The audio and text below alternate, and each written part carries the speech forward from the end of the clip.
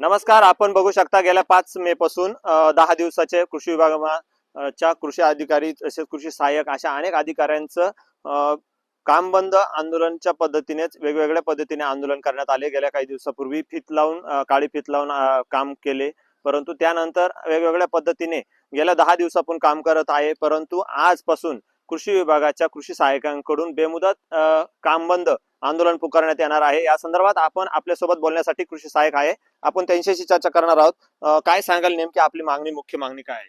नमस्कार.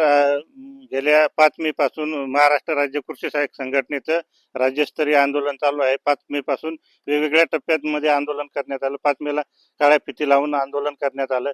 तिथून आम्ही पुढच्या टप्प्यानं व्हॉट्सअप ग्रुपमधून बाहेर पडणं, धरणे आंदोलन करणं, सामूहिक रजेवर जाणं. 9 मे पासून आम्ही ऑनलाईन कामावर बहिष्कार टाकलेला आहे. तरी शासनानं दखल न घेतल्यामुळे आज 15 मे पासून आम्ही बेमुदत काम बंद आंदोलनात सहभागी होत आहे.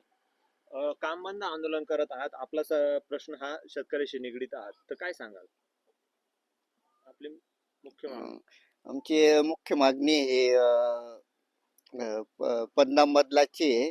त्यानंतर जे आमचं बऱ्याच आता डिजिटल याच्यात कामकाज होतं त्यासाठी कृषी सहाय्यकांना लॅपटॉप असेल, टॅब असेल, या शासनाने सुविधा पुरवल्या पाहिजे, जेणेकरून जे डिजिटल कामकाज आहे हे योग्य जलद गतीने होऊन शेतकऱ्यांना त्याचा फायदा आमच्या मार्फत देण्यात येईल.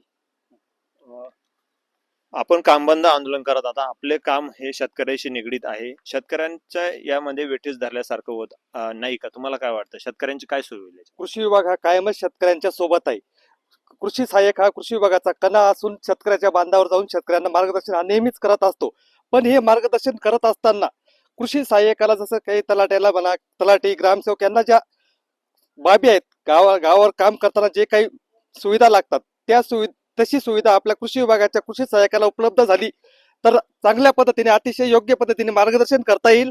व जे काही समजा आता सध्या अतिवृष्टी किंवा अवकाळी पावसाचं पंचनाम्याचं काम चालू आहे, तर हे काम आम्ही जरी समजा आता संप चालू होता तरी मागील 2-3 दिवसापासून पंचनामे योग्य पद्धतीने पूर्ण केलेले आहेत व ज्या शेतकऱ्यांचे राहिलेले आहेत तर त्यांचेही पंचनामे हे जसे काही आदेश येतील त्याप्रमाणे करून घेण्यात येणार आहेत. पण तुम्ही काम बंद करत आहात आजपासून, तर काम करणार शेतकऱ्यांचे जे मुख्य हे बघा, आता जर म्हटलं तर हे अवकाळी पावसाचं निसर्गाचं संकट आलेलं आहे.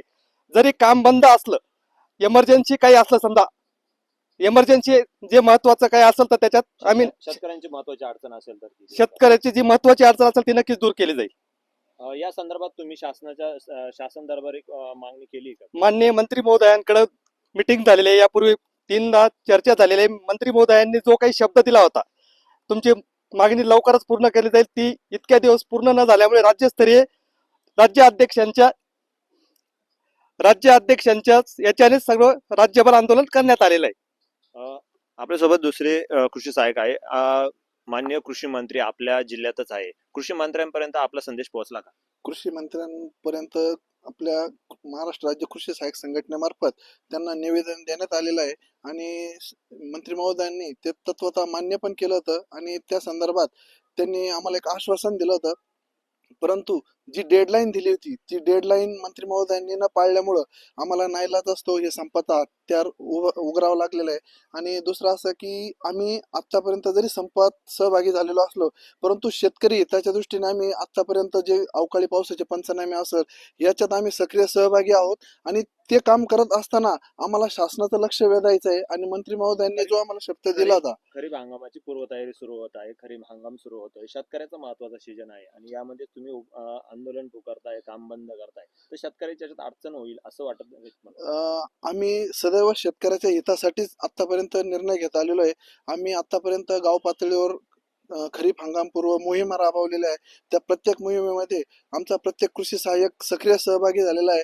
इव्हन कृषी पर्यवेक्षक, कृषी अधिकारी हे सुद्धा आमच्या बरोबरीने राहिलेले आहेत. परंतु ज्यावेळेस कृषी खात्यावर किंवा कृषी विभागाचा जो कणा आहे कृषी सहाय्यक यांच्यावर हा अन्याय होतोय हे ज्यावेळेस लक्षात येत आहे तर त्यावेळेस आम्हाला कृषी पर्यवेक्षक आणि कृषी अधिकारी संघटनेने सुद्धा पाठिंबा जाहीर केलेला आहे आणि आम्ही शासनानं आम्हाला जी काही आमची अवहेलना सुरू केलेली आहे तर त्याकडे आमचं लक्ष वेधण्यासाठी आम्ही हे संपत सहभागी होण्याचं ठरवलेलं आहे. कारण यापूर्वी इतर जे विभाग आहे महसूल विभाग असू किंवा ग्रामविकास विभाग असू तर ह्या विभागातील जे आमच्या समकक्ष पद आहे तर त्यांना आतापर्यंत शासनानं म्हणजे त्यांच्या बाजूने निकाल दिलेले आहे किंवा निर्णय घेतलेले आहे. परंतु एकमेव कृषी विभाग असा आहे किंवा जो कृषी खात्याचा कणा म्हणतो तर कृषी सहाय्यकावर आतापर्यंत वेळोवेळी म्हणजे चालढकलपणा शासनाकडनं केल्याचं निदर्शनास आलेलं आहे. त्यामुळे नाईलाज असतो हा आम्ही बेमुदत संपाचं आज 15 मे पासून सुरुवात केलेली आहे. तर आम्ही जोपर्यंत आमच्या मागण्या आमच्या मान्य होत नाही किंवा लेखी आश्वासन मिळत नाही तोपर्यंत आम्ही कुणी मागे हटणार नाही. धन्यवाद. आपण बघू शकतो कृषी सहाय्यक हे संपावरती आजपासून काम बंद संपावरती जाणार आहे. कृषी सहाय्यक म्हटले तर शेतकऱ्याचा मूळ कणा आहे. शासनाच्या ज्या काही योजना आहेत त्या शेतकऱ्यांपर्यंत कशा पद्धतीने पोहोचतील हे कृषी सहाय्यक काम करत असतात. परंतु कृषी सहाय्यक जर ऐन खरीप हंगामाच्या पार्श्वभूमीवर जर संपावर जात असतील तर ही शेतकऱ्यांसाठी मोठी अडचण देखील तयार होणार आहे. परंतु शासनाने यामध्ये लवकर तोडगा काढून लवकरात लवकर याच्यावरती निर्णय घ्यावा आणि कृषी सहाय्यकांना न्याय देऊन शेतकऱ्यांची जी तारांबळ होणार आहे ती देखील मोकळी करावी अशी देखील मागणी यावेळेस कृषी सहाय्यकांच्या वतीने होत आहे. कॅमेरा पर्सन गोरखसह अमोल जाधव, नवराष्ट्र, नाशिक.